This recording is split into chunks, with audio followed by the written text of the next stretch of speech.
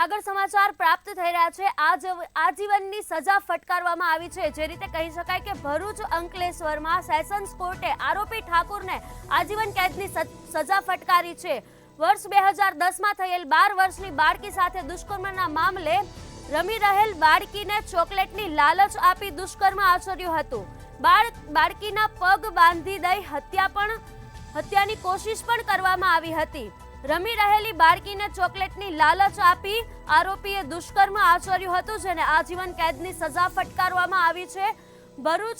ભરૂચમાં અંકલેશ્વર સેશન્સ કોર્ટે આરોપી ઠાકુરને આજીવન કેદની સજા ફટકારી છે। વર્ષ 2010માં થયેલ 12 વર્ષની બાળકી પર દુષ્કર્મનો મામલો।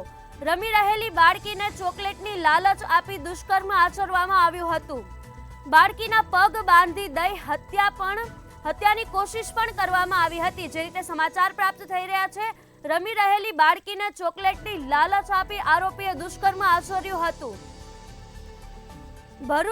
ભરૂચથી સમાચાર સામે આવ્યા છે। ભરૂચમાં અંકલેશ્વર સેશન કોર્ટે આરોપીને આજીવન કેદની સજા ફટકારી છે। વર્ષ 2010માં થયેલ 12 વર્ષની બાળકી પર દુષ્કર્મનો સમગ્ર મામલો છે। રમી રહેલી બાળકીને ચોકલેટની લાલચ આપી આરોપીએ દુષ્કર્મ આચર્યું હતું। બાળકીના પગ બાંધી દઈ હત્યાની કોશિશ પણ કરવામાં આવી હતી।